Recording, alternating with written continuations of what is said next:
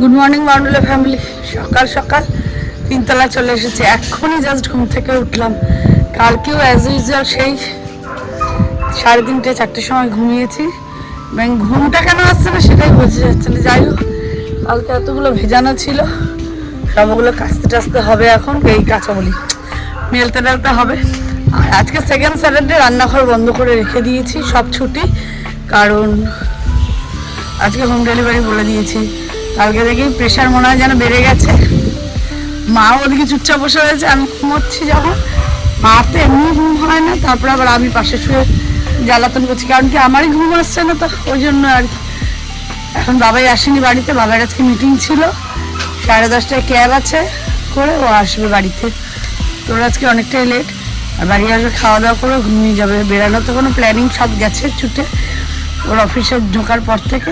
যাই হোক, এতগুলো জামা কাপড় মেলে নিয়ে আগে, তারপরে ব্লগ আবার কন্টিনিউ হবে। আজকে দেখানোর মতন কিছুই নেই, কারণ বাড়িতে কিছুই হচ্ছে না, লোকজনের আশাআশি। কালকে একটা ছোটো করে পুজো হওয়ার ব্যাপার আছে বাবার নামে, কীসব পুজো টুজো আছে, যাই হোক পুজো টুজো আছে, পুজো হবে, ওই জন্য কিছু কিছু মানুষ আসবে যারা কালকে দেখা যাবে। আজকে তো শুরু করি, চলো মর্নিংটা সুন্দর করে শুরু করি।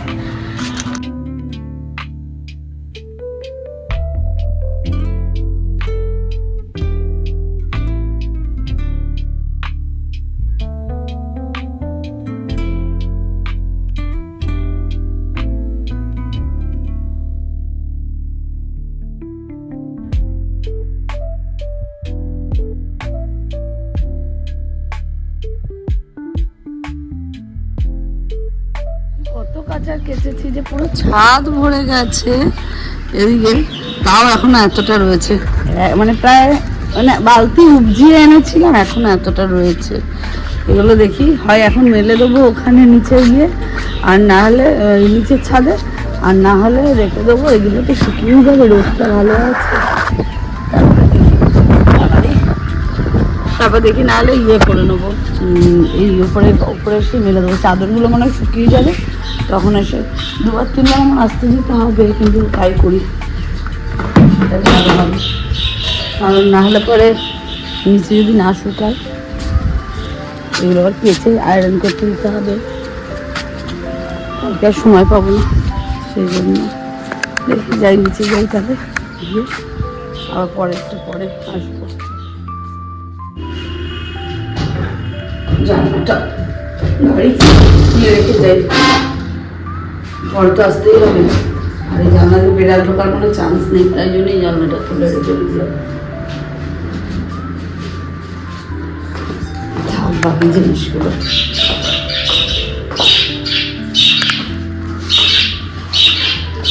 না থাকতে হবে আমার, আবার দেখতে আমার একটা বোনের একটা হোয়াইট রঙের থাকতে হবে।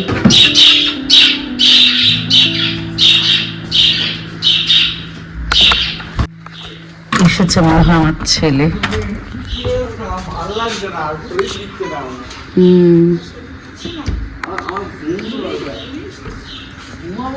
এসেছে ছেলে এখন এতক্ষণে, খাবার আসেনি, কি খাবে কে জানে। মা ছেলে এসছে,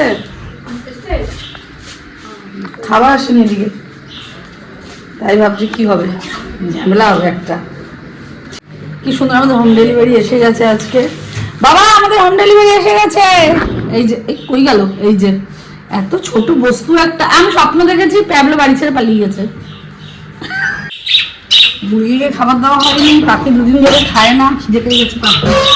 দেখি আজকে গিয়ে দানা ফানা আনতে হবে, আজকে বাবাই আছে বাড়িতে, দেখি দানাটা নিয়ে আসবো।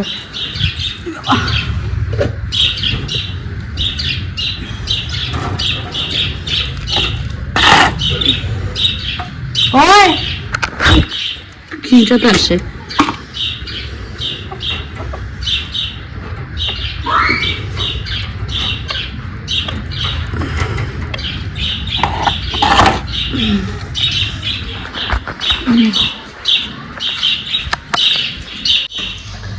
অর্ধেক জামা কাপড় তো তখনই এসে করলাম, এখন অর্ধেকটা করি।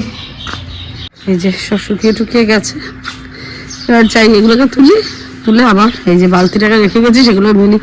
বাজে 1:30 2 হয়ে গেছে কপাল আমার। এখন মেলবো, তারপরে আবার তোলাতুলি দেখি করে নিই।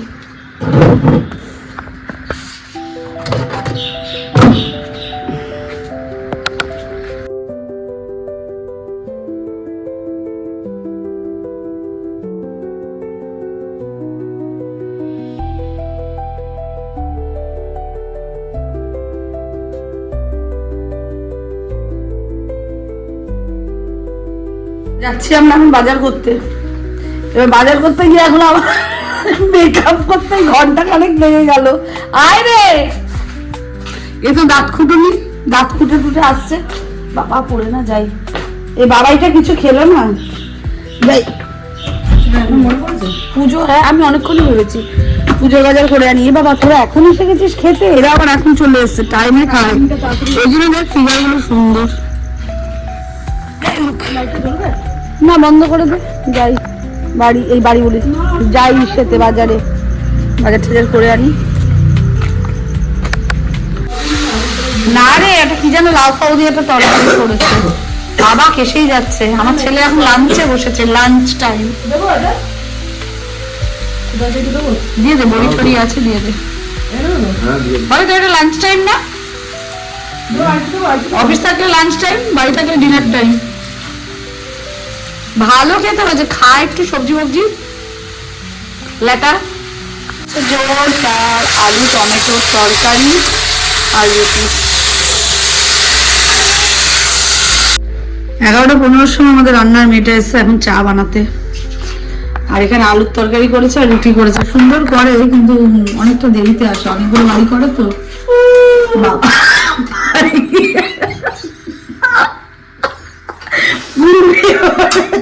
আমাদের বাড়ি রুটি তরকারি করতে গিয়ে ঘুম এসে যায় নাকি? জ্বালা। কালকে আবার আসবে, সকাল সকাল আসবেন দিদি, পুজো আছে বাড়িতে। চেষ্টা করবো, চেষ্টা দেখাবো কালকে কেন আজকে।